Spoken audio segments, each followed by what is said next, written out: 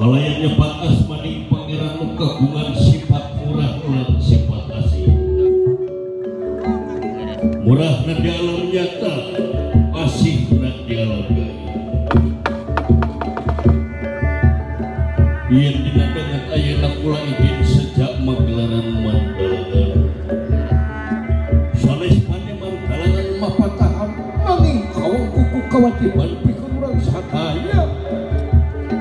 Silih emutan antawi sasama na jeung sasama. Tutur kang bangun catur gendrai kang pupuhaning cinarita. Kocapa wonten ing dumasar tina kitab Jangka Jayabaya. Pranyata di Nusa Antara. Nusa iku pulau, antara iku jarak. Daya sanes gelaran carita kidalang dina waktos ayeuna nyaeta ngagelarkeun lalampahan sajarah nu aya di Nusantara. Nyaeta di hiji gunung anu subur makmur gemah ripah loh jinawi hejo lemok dan daunan curcor cai nu harina. Anu kiwari tempatna nyaeta di Gunung Tidar kitu kayana. Kacarios kiwari ayah hiji syekh nu aya di negara Persia nyaeta Syekh Tambu Ali bin Syekh Bahri.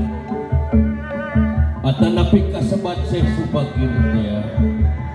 Ari Syekh Subakir numutkeun hiji data nu kapibanda ku kidalang tina waktos ayeuna. Nyaeta guruna para wali nu aya di Nusantara anu kasebat Wali Songo teh. Ari Syekh Subakir kapancen tugas pikeun nyebarkeun agaman Islam ka Nusantara dumasar tina parentah hiji sultan anu sajarahna kantos nahlukkeun benteng anu kasebat nyaeta benteng Konstantinopel nu aya di Ottoman Turki. Daya sanes nyaeta Sultan Muhammad Al-Fatih. Kiwaring malurna ieu Syekh Subakir oge saperkan caka ieu Nusantara. Nyaeta pikeun nyebarkeun agaman Islam nyaeta hiji agaman anu suci lan wijaksana. Atuh salajengna nalika Syekh Subakir nyebarkeun agaman Islam seueur pisan uang sajid anu ngahahala. Anu atuhna ieu Syekh Subakir kateter. Anu temahna ieu Syekh Subakir ngaluarkeun pusaka pamungkasna anu kasebar Aji Kolocok. Ari pusaka Aji Kolocok nyaeta hiji batu nu parantos dirajah anu mana ieu pusaka teh kapercaya bisa ngieularkeun jin-jin barakasaka dina bangsa nita. Atuh salajengna salah sawiosna nyangna Pulau Jawa anu kasebat teu sabda palontean kaluar tina tempat rinehna. Tur tangayakeun perang salami 40 dinten 40 wengi. Kuhal sakitu 100 perang direngsekkeun. Ieu Syekh Subakir oge kisabda palon ngalirekeun ieu peperangan jalanan seueur wangsa manusia tur wangsa jin anu tumpur ku balukarna ieu peperangan. Anu atuhna ieu Syekh Subakir oge sabda palon ngayakeun kasapukan di eta patempatan anu akhirna direka carita jeung basana ku kidalang dina waktos ayeuna kitu kayana. Atuh salajengna halumampahna ieu Syekh Subakir oge sabda palon tindakeun denganipun gerompol aladian.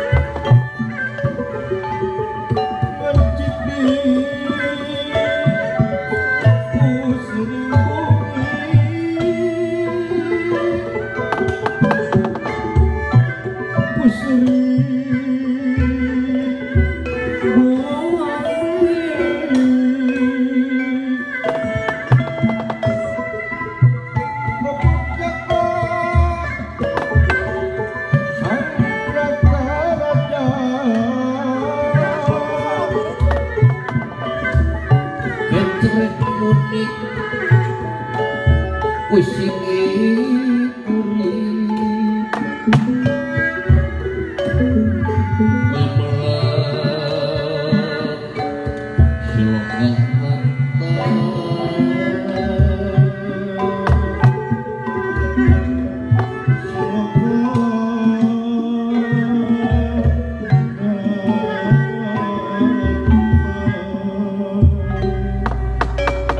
iya saur nira anak panjang sinengi iya sinengi sabda uning iya sabda uning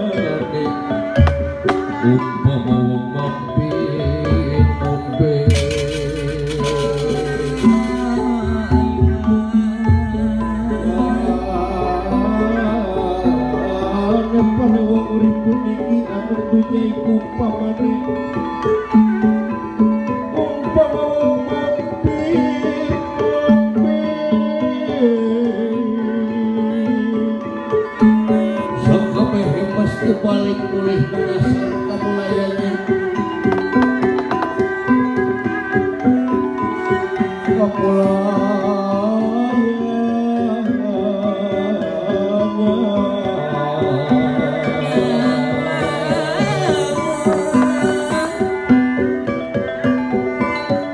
kabeh mesti balik mulih mengasar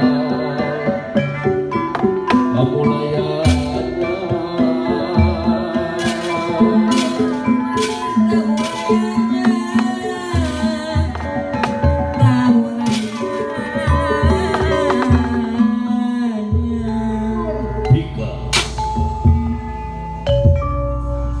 hapunten kisana saha salesna anjeun teh cobi jelaskeun kisana kuring sabda palna dah pamomong tanah Jawa nu aya di ieu zaman baheula ti zaman kadewatan aing pamomong satria luhur baheula aing disebut Sang Hyang Ismaya Jati tuluy aing disebut Ki Semar Badranaya kiwari di zaman Majapahit aing disebut Ki Sabdapal geningan anjeun teh danyang nawangsa Jawa lepangkeun ieu kaula Syekh Subaki asal kaula ti Nagara Sampersi aya maksud naon sia datang ka ieu patempatan ha kalakuan teu awah-awah nyeun karuksakan jeung kajuran di tempat aing kieu salahna kuning diutus ku pangarsa Sultan Muhammad nu aya di Turki pikeun maluruh taneuh Jawa. Kuring teu datang sorangan, kuring datang ka ieu patempatan babarengan jeung dulur-dulur kuring nu sarua diutus ku pangarsa Baginda Sultan. Cik caritakeun ku anjeun naon maksud jeung tujuan anjeun datang ka ieu patempatan. Sangkan aing apal kumaha caritana jeung naon maksudna. Iya isana dina hiji peuting Baginda Sultan impen turta narima wisik ti Hyang Akarya jagat anu ku agama kuring dipercaya nyatana Gusti Allah nu kagungan sakabehan. Tuh tuluy anjeunna kaparentah pikeun ngutus kiai jeung alim ulama pikeun datang ka ieu patempatan. Kitu cenah Kang. Oh tuluy kumaha atuh nu dipimaksadna nyaeta sawangsa pandita Brahmana jeung resi di taneuh Hindu anu numutkeun bahasa agama kuring disebutna ulama. Oh berarti ajeun ulama teh eta laras kisana kuring salah sahiji utusan nu dikirim ku Baginda Sultan kisana. Kuring datang ka ieu patempatan ngandung maksud pikeun wawarah suci atanapi ajaran suci amadar agama suci nyaeta Islam. Laina anjeun geus apal di taneuh Jawa ieu geus ngabogaan agama Hindu jeung Buddha. Lajang naon mamawa agamaan anyar deui ka ieu patempatan. Kieu kisana. Sina kaula dasih atanapi rahayat nu milih hayang make agaman anu mana baik.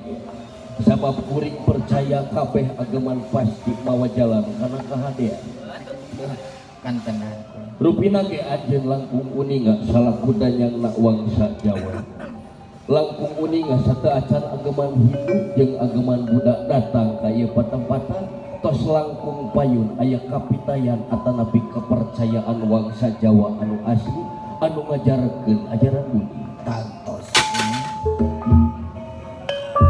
Oh memang geningan anjeun geus nalungtik ti saacana ngeunaan wangsa Jawa di dieu. Ya memang di dieu saacan datangna ajaran Hindu jeung Buddha ka ieu patempatan geus aya agaman asli. Wangsa dieu nu ngajarkeun rupa hal ngeunaan budi. Moal aya kapitayan asli sabab kapitayan lahir jeung dumasar tina kepercayaan sewang-sewang. Tah ku hal eta cik atuh kumaha kapitayan nu aya di ieu patempatan caritakeun ka kaula. Coba carioskeun cenah ayahan. Singkatna kieu. Kayakinan urang Jawa ti zaman baheula leluhurna ngayakinkeun ayana Gusti nu kagungan sifat nu moal bisa digambarkeun kumaha wujud jeung kaayaanna. Ajeuna nu maha sagalana jagat gede jagat leutik urang Jawa ngabogaan kayakinan yen ajeuna deukeut jeung manusia. Kitu geuning aya. Turka ngabogaan sifat welas asih. Masyarakat ngabogaan keyakinan yen anjeunna deukeut jeung sakabeh nu aya di ieu patempatan. Ku hal eta masyarakat Jawa ngahormat pisan ka alam jeung sakabeh pangeusina nu aya di sabenerna.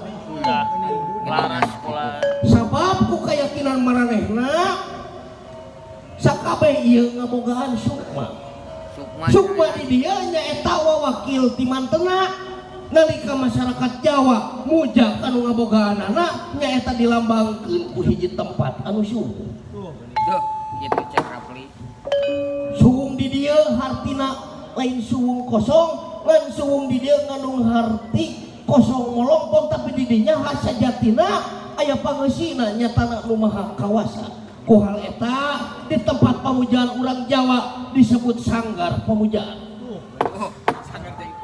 Dina hiji bagiana disebut sentong kosong atanapi kamar kosong atanapi disebut arah pamujaan.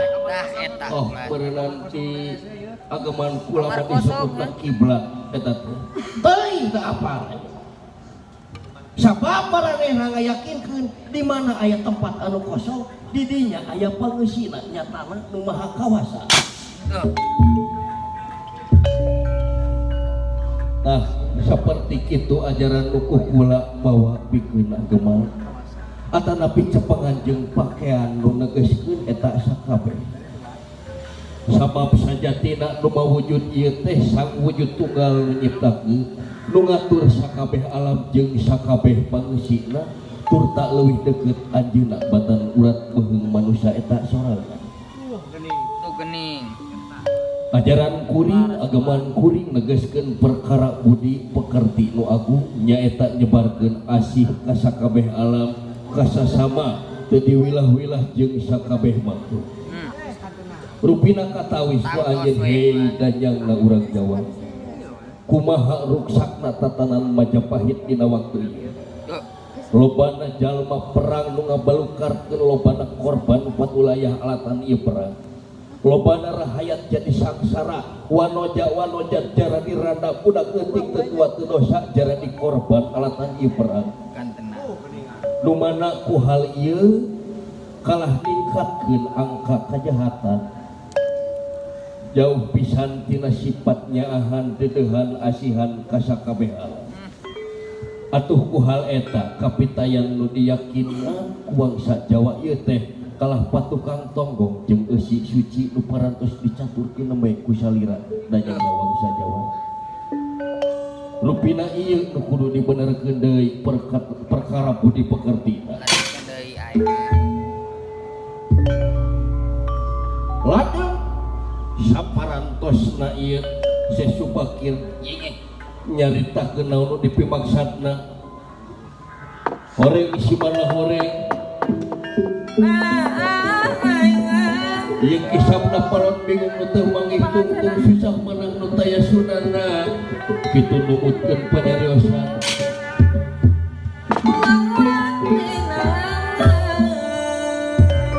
We biar meneng-meneng lara den ati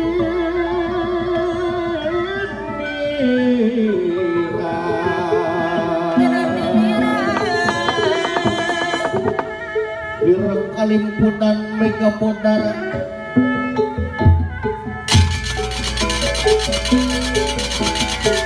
orang mega putih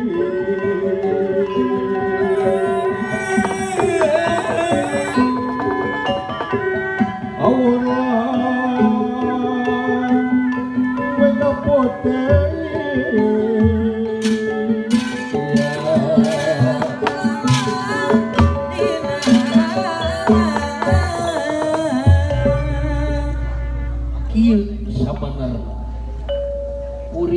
sarua ngerasa sedih ku ningali kayaan jiga kieu.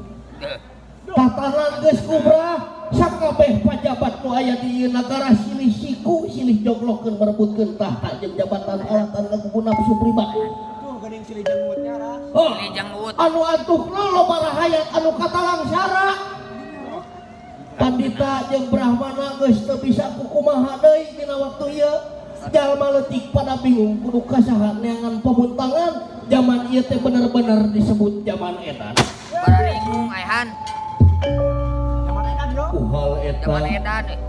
bahwa sang Majawata Agung mere ilapat ka pangarsa Sultan Muhammad Turki teh pikeun mutus kuring ka ieu patempatan. Ku hal eta idinan kuring jeung dulur-dulur kuring pikeun nyebarkeun wawarah suci di ieu patempatan. Di ieu wilayah kakawasaan anjeun ieu nanyangna urang Jawa. Heuh, aingnya anjeun ngabogaan paniatan jiga kitu mah. Ngan kuring ngabogaan syarat-syarat anu kudu disapukan ku aranjeun sakabeh. Kumaha cenah? Lawan syarat nanyangna urang Jawa. Naon cenah ieu? Naon tah? Anu kahiji ulah aya pamaksaan agamantar majeng kepercayaan. Nu kadua Salajengna naon? Lamun anjeun rek nyeun hiji wangunan pamujaan, ulah nepi ka anjeun ngaleungitkeun identitas wangunan urang Jawa. Dieun wangunan anu luarna cakra Hindu Jawa sok sanajan jerona Islam. teh. eta salajengna naon Rajang ayo. nu katilu mun anjeun rek ngadegeun kerajaan Islam nu dijadikeun ratu mimitinya eta kudu anak campuran nganu ngarti lamun bapana Hindu indungna kudu Islam pon kitu deui sabalikna tuh salajengna naon deui anu pamungkasna ulah ngaleungitkeun kajawaan urang Jawa sia dah eta kadituna ngajadikeun urang Jawa seperti wangsa Arab atanapi Parsi antep paranehna ngajadi urang Jawa nu tetep teu ngaleungitkeun ti mana manehna pangiritan jeung ka mana manehna pangbalikan dah eta ulah sok sanajan kayakinanna Islam sabab agama masa apal kuring nyaeta dharma nyaeta lalaku hidup jeung budi pekerti leres ulah awas Ajaran hidup cenanya lah. ajaran lamun hidup nepi ka pribumi leungit identitasna leungit budi pekertina anu adiluhungna kuring rek parik deui kuring rek nyeun gara-gara rek nyeun kahancuran inget ku aja lamun aja nepi ka ingkar kana syarat-syarat nu geus ditangtukeun ku kuring kuring rek balik deui nyeun kahancuran jeung karuksakan nah eta ulah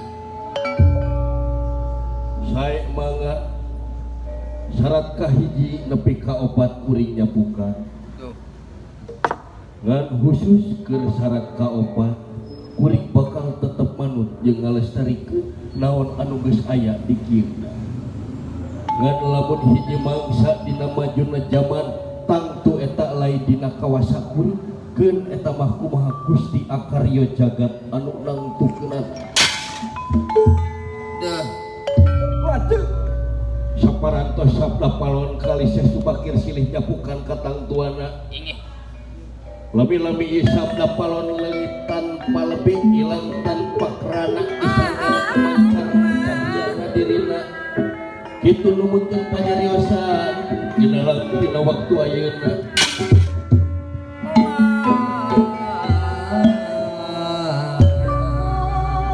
cahaya sasakarewa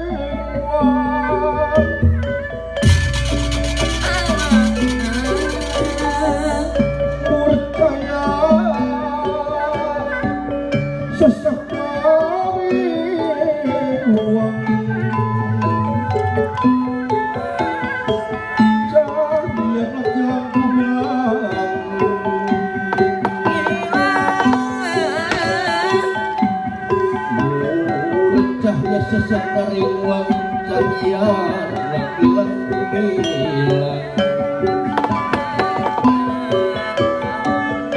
tur mancur cahya mancur metu maring germanira metu maring germanira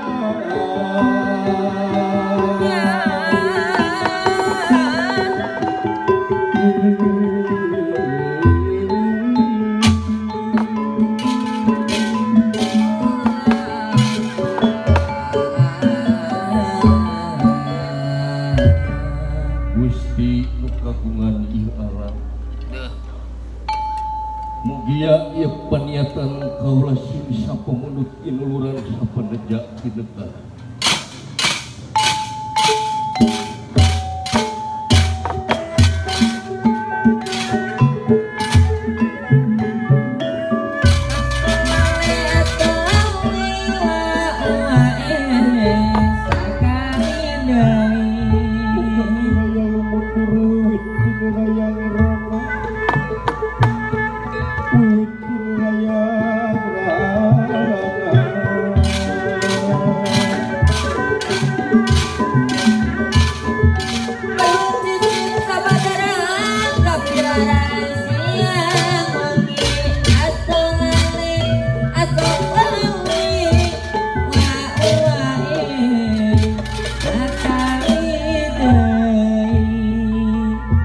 raya lumut purwit raya rana